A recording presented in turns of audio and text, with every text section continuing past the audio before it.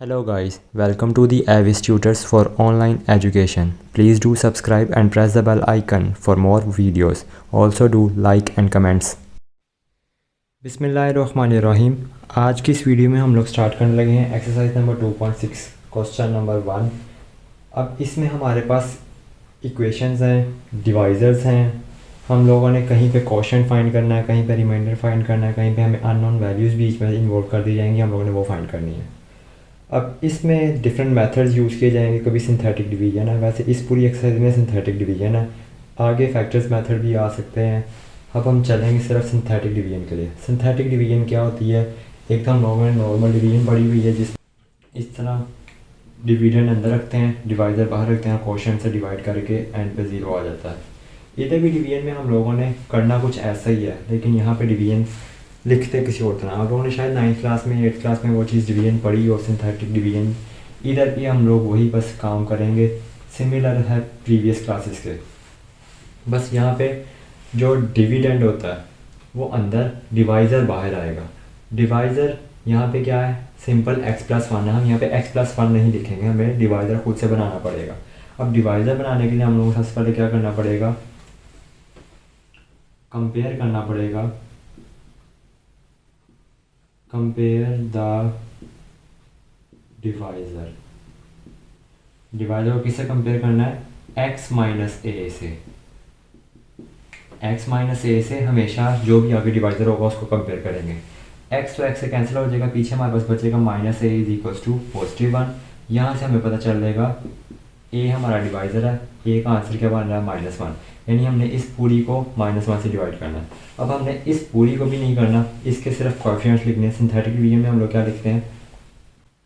Now write the coefficients of dividend in a row and, और जो ये divisor है ऑन द लेफ्ट साइड। अब ये तो हमने लिख लिया। करना आप लोगों ने इसके नीचे है, मेरे पास जगह नहीं है तो मैं इस साइड पे आप लोगों को करके दिखाता हूँ। अब इधर क्या हमारे पास हाईएस्ट डिग्री है? एक्स स्क्वायर के साथ कोएफिशिएंट क्या लिखा हुआ है? 1।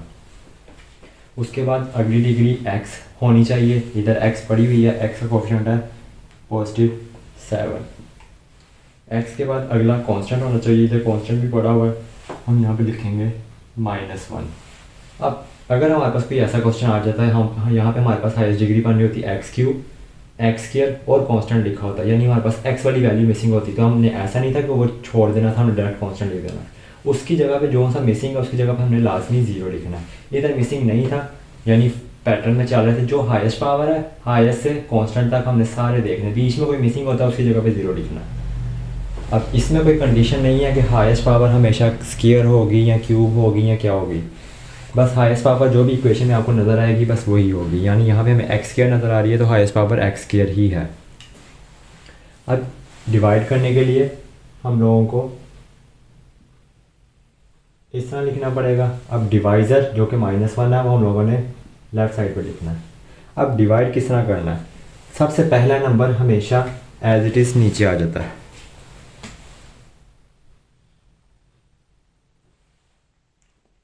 नीचे आएगा तो 1 एज इट इज़।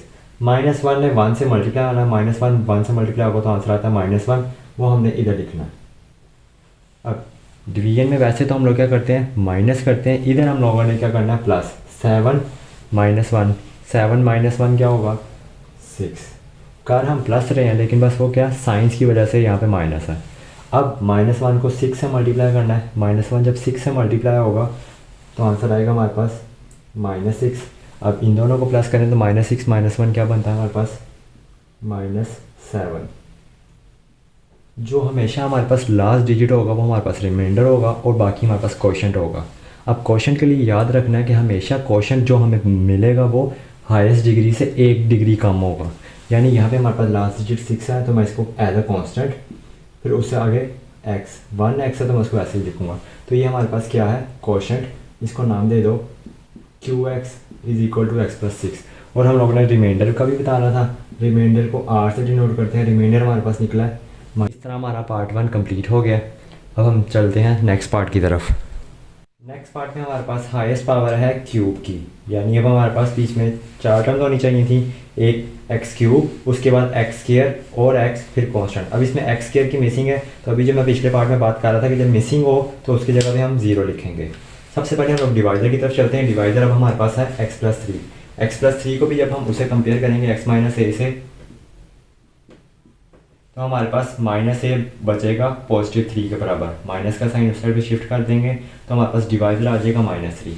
फिर से वही लाइन लिखनी है, now write the coefficient of dividend in row. जो भी डिविडेंड के कोफिशिएंट्स हैं वो रो में लिखेंगे। हमारे पास क्या बन रहे हैं, सबसे पहला एक्स क्यूब का कोफिशिएंट 4, उसके बाद एक्स स्क्वायर का आना चाहिए था, वो नहीं है तो हम लिखेंगे 0। उसके बाद एक्स का कोफिशिएंट विच इज़ -5, उसके बाद कांस्टेंट 15 एंड अब a इज इक्वल टू हमारा आंसर क्या निकला है -3 ऑन द लेफ्ट साइड, तो -3 को हम लोग लेफ्ट साइड पे लिख लेंगे। यहाँ पे अब हम लोग देखें तो फिर 4 को हम लोग एज इट इज़ नीचे उतार देंगे। -3 को जब 4 से मल्टीप्लाई करेंगे 3 4 12 और माइनस का साइन साइड पे। अब 0 -12 को प्लस करें तो हमारे पास -12 ही आता है।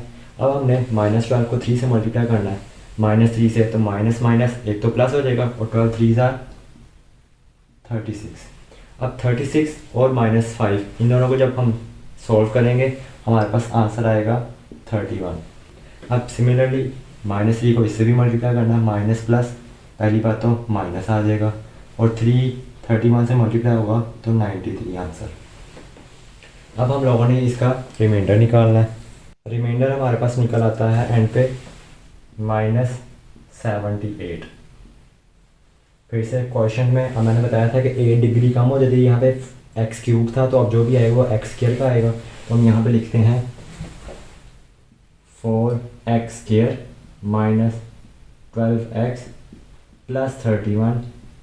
ये हमारे पास क्या है, क्वेश्चन, और रिमाइंडर हमारे पास क्या है, -78। नेक्स्ट पार्ट की तरफ चलें तो नेक्स्ट पार्ट में हमारे पास है x³ + x² -3x + 2। इसमें कुछ भी मिसिंग नहीं है और ये 4 टर्म्स वाला ही ऑर्डर है जिसमें हाईएस्ट पावर 3 चल रही है। आगे हमारे पास जो डिवाइजर दिया गया है वो x - 2 है। जब हम उसको x - a से कंपेयर करेंगे तो यहाँ पे x भी सेम है, -a भी सेम है। पिछले दोनों पार्ट्स में क्या था, यहाँ पे प्लस हमें दे दिया जाता था तो इसलिए मैं साथ पे -a भी लिखता था साइन की कन्फ्यूजन की वजह से। अब यहाँ पे दोनों ही माइनस है तो इसमें माइनस को भी नहीं लेंगे, सिंपल यहाँ पे हमारे पास आ जाएगा a = 2। फिर से वही लाइन आएगी, बस यहाँ पे a = 2 आ जाएगा। वहाँ पे मैं कोफिशिएंट्स लिखूँगा ऊपर, x³ का कोफिशिएंट 1, x² का कोफिशिएंट 1, x का कोफिशिएंट -3 और एंड पे कांस्टेंट +2। अब यहाँ पे हम लोगों ने लिखना है divisor which is 2। 1 as it is नीचे उतर आएगा तो 2 1 2, इन दोनों को प्लस करेंगे 3, 2 3 6, इन दोनों को सोल्व करेंगे फिर से 3, 2 3 6, इन दोनों को सोल्व करेंगे तो हमारे पास आंसर आएगा 8। अब रिमाइंडर 1 डिग्री कम इससे होगा तो यहाँ पे x² + 3x + 3, ये हमारे पास क्वोशंट है और ये हमारे पास रिमाइंडर है। अब हमारे पास आ गया क्वेश्चन नंबर 2। क्वेश्चन नंबर 2 में भी हमने काम वही करना है, सिंथेटिक डिवीजन ही यूज़ करनी है, लेकिन इधर एक लाइन थोड़ी सी चेंज होगी। इधर कहा गया 3 is the zero of the polynomial. अब पिछले जो क्वेश्चन था वहाँ पे तो हमारे पास था x - 2 या x + 3, x + 1, इस तरह करके कुछ होता था। यहाँ पे हमें लिख दिया गया 3 इज़ द ज़ीरो का एक मतलब ये भी है कि ये इस पॉलिनोमियल का डिवाइज़र ही है, तो हम इसको एज अ डिवाइज़र लेकर चलेंगे और इस सारे पॉलिनोमियल को px लट कर लेते हैं।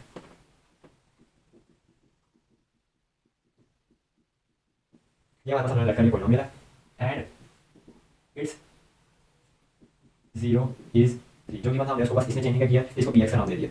अब हमें कहा क्या गया, सिंथेटिक डिवीजन यूज़ करो, तो हम करते हैं देन बाय सिंथेटिक डिवीजन।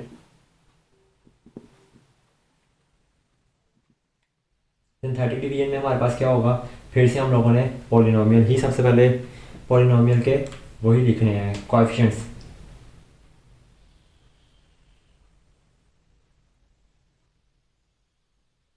अब इसमें थोड़ी सी चेंजिंग होगी कि पहले तो था ना सिंपल डिजिट होते थे, सॉल्व कर लेते थे।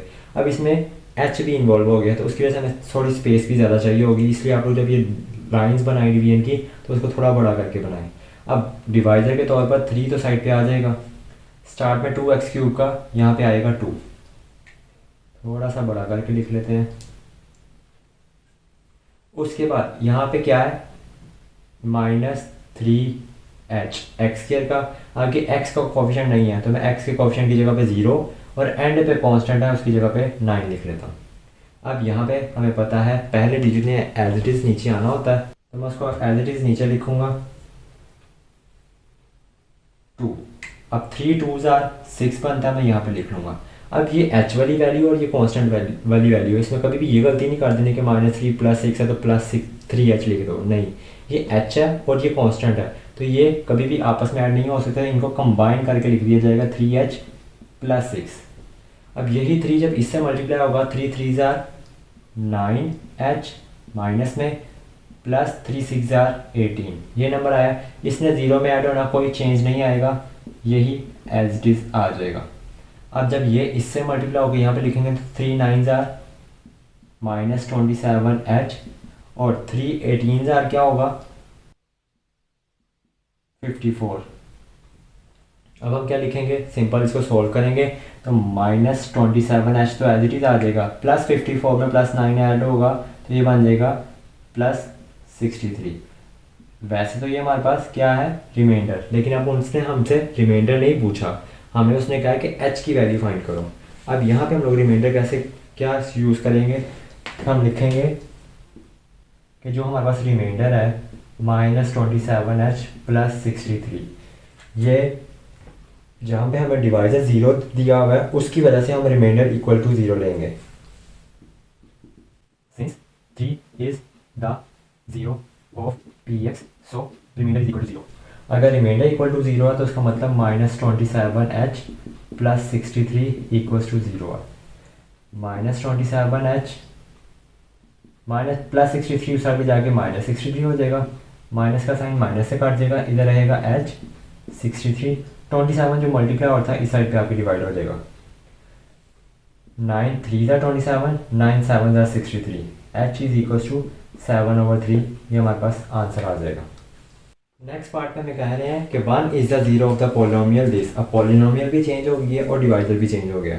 अब 1 के बारे में कह रहा है तो हम px में पहले तो पोलिनोमियल लिख लेते हैं जो हमने लेट करना है, x³ - 2hx² + 11 and it's 0 is 1।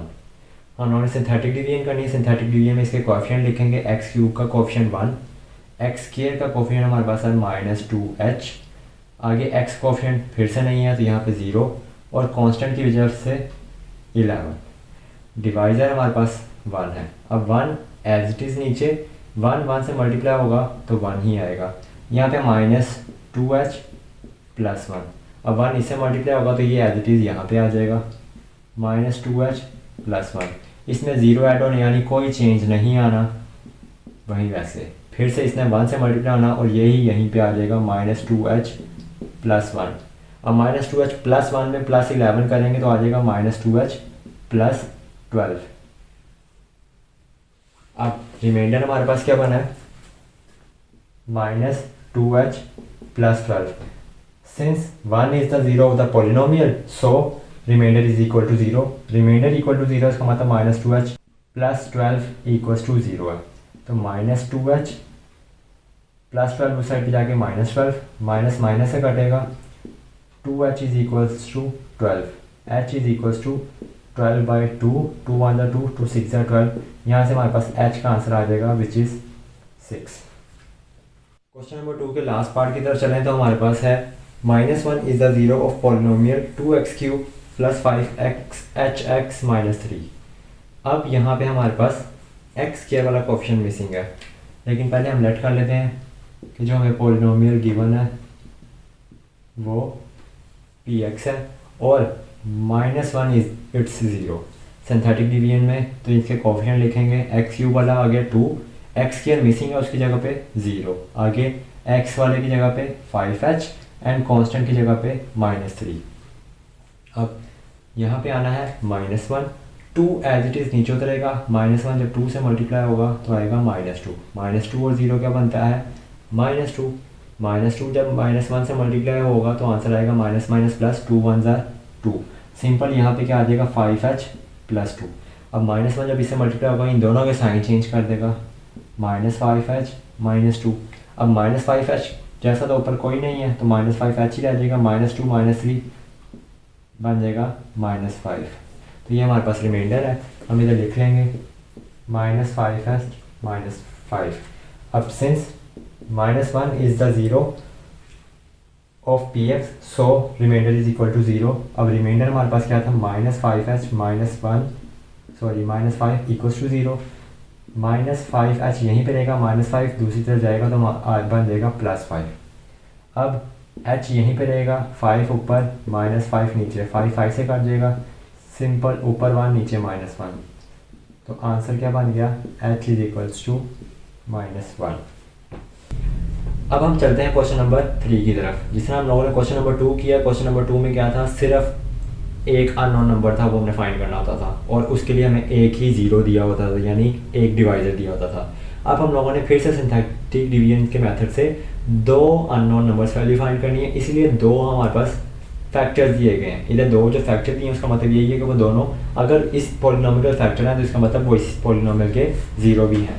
तो हम लिखेंगे सबसे पहले क्या, since x + 3 and x - 2 are the factors of px, और px हमारे पास क्या है, पूरी पॉलिनोमियल।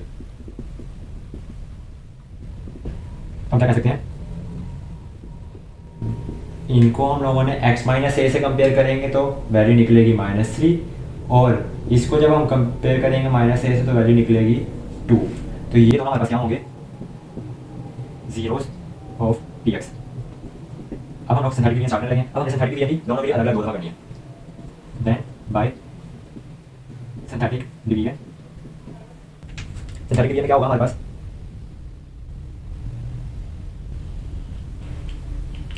एक साइड पे एक ज़ीरो और एक पॉलिनोमियल के कोएफिशिएंट्स आ जाएंगे। एक ज़ीरो में पहले -3 ले लेता हूँ, ऊपर पॉलिनोमियल के कोएफिशिएंट्स लिखेंगे, x³ का कोएफिशिएंट 1, x² का कोएफिशिएंट 4, 2l और साइड पे m। अब हमें पता है कि पहले वाले ने तो एज इट इज़ नीचे आ जाना है, तो हम नीचे लिखेंगे 1 एज इट इज़। अब -3 जब 1 से मल्टीप्लाई होगा तो -3 ही बनेगा, 4 - 3 1, फिर -3 1 से मल्टीप्लाई होगा तो -3। अब ऊपर 2l और -3 है नीचे, तो ये ऐड नहीं हो सकते, इसलिए इनको बस जोड़ के लिख देंगे। अब -3 जब 2l से मल्टीप्लाई होगा तो बनेगा -6l, और -3 जब -3 से मल्टीप्लाई होगा तो बनेगा +9। अब हम इसको कंबाइन करके लिखेंगे m - 6l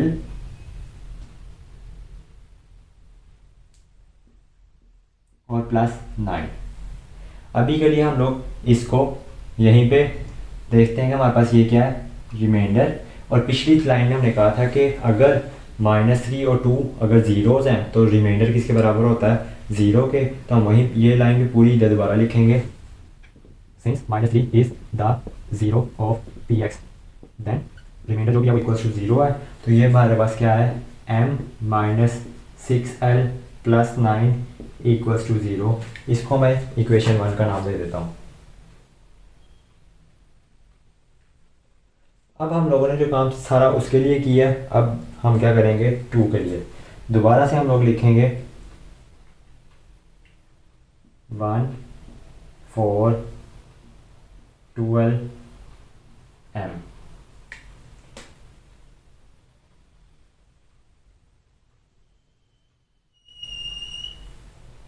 अब यहाँ पे -3 की जगह पे क्या आ जाएगा, सिंपल 2, 1 फिर से एज इट इज़,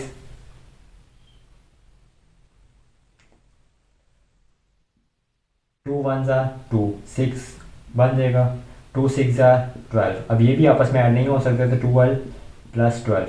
अब 2 × 2l क्या बनेगा, 4l + 12 2 ज़ा 24। अब इसको जब कंबाइन करके लिखेंगे 4l + m + 24।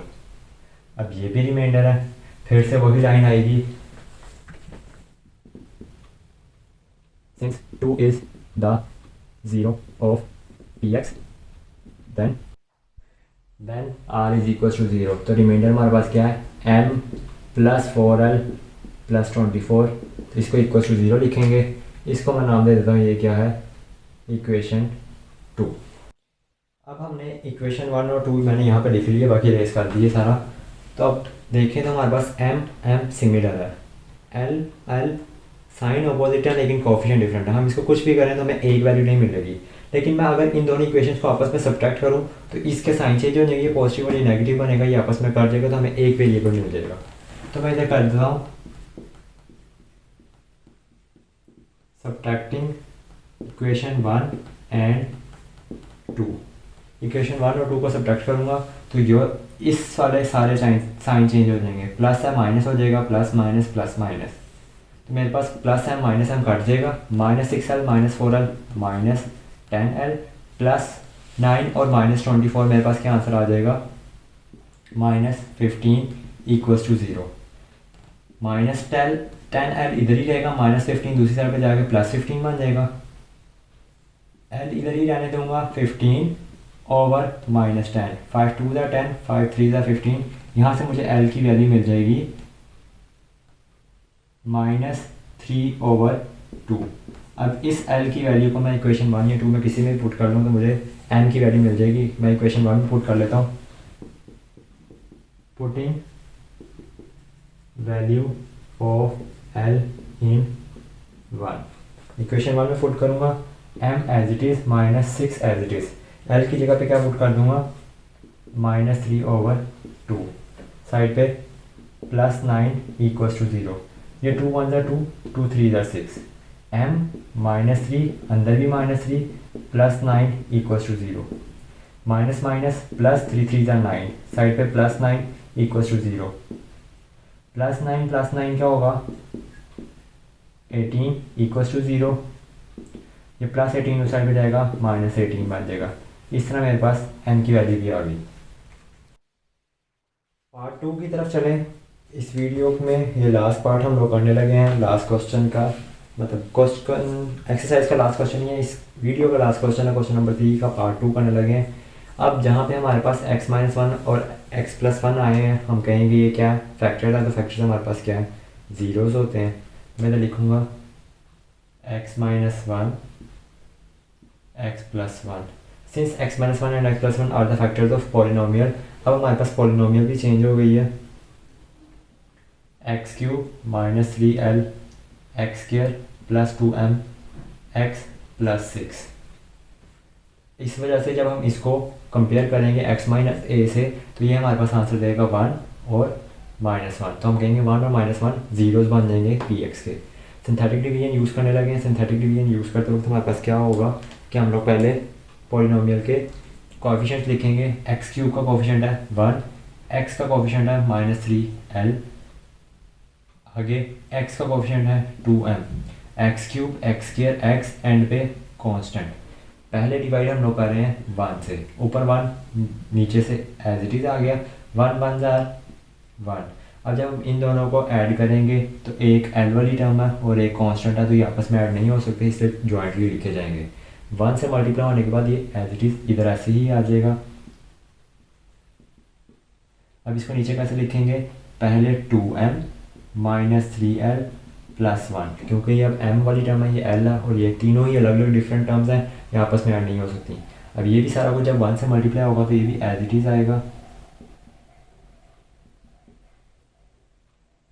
अब 1 से ऐड होने पे 2m -3l +1 +6 के बन जाएगा +7। अब चूँकि 1 जो है is the zero of px then r = 0, तो जो रिमाइंडर हमारे पास आया वो 0 बन जाएगा। तो हम इधर लिखेंगे 2m -3l +7 = 0 और इसको हम लोग इक्वेशन 1 का नाम दे देंगे। अब यही सारा प्रोसीजर हम लोगों ने -1 के लिए करना है। तो फिर से ऊपर कोएफिशिएंट जो लिखे हैं वो लिखेंगे,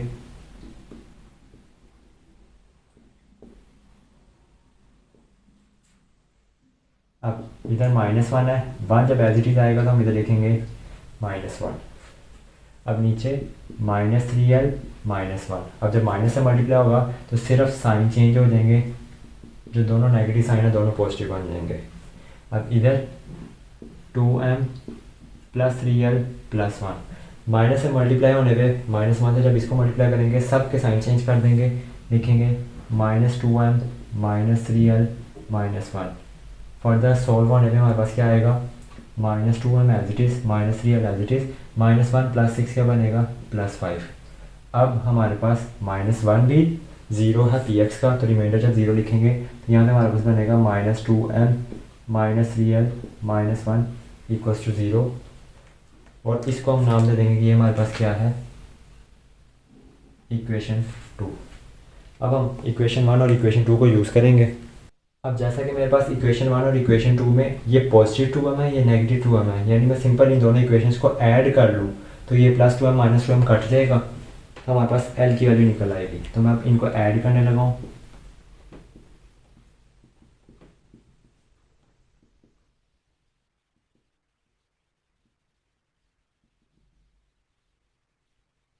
सॉरी, यहाँ पे -1 नहीं आना, यहाँ पे +5 आना है।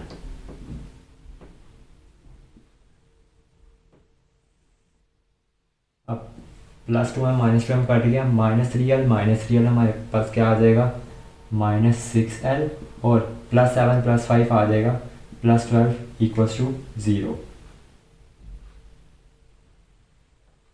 यहाँ से -6l +12 उस साइड पे जाके -12, माइनस माइनस से कट जाएगा, 6l = 12 है, तो 6 × 6, 6 × 2 = 12, तो l का आंसर आ गया हमारे पास 2। इसको मैं कहीं पे भी पुट कर लूँ इक्वेशन 1 में या इक्वेशन 2 में, तो मुझे m की वैल्यू मिल जाएगी, तो मैं इक्वेशन 1 में पुट करूँगा। Putting value of l in equation 1, ये हमारे पास इक्वेशन 1 थी, जहाँ पे हमारे पास l है वहाँ पे मैं l की वैल्यू पुट कर लेता हूँ। l की जगह पे मैं पुट करूँगा 2 + 7 = 0, 2m, 3 2s are क्या बनेगा, 6,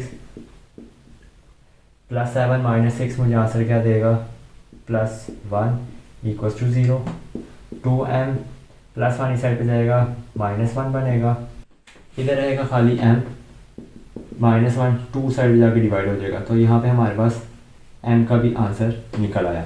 अगर आप लोगों को वीडियो पसंद आई हो, वीडियो में लेक्चर समझ आया, तो वीडियो को ज़रूर लाइक करें, चैनल को सब्सक्राइब करें और कमेंट सेक्शन में अच्छे अच्छे कमेंट करें। थैंक यू, अल्लाह हाफिज़।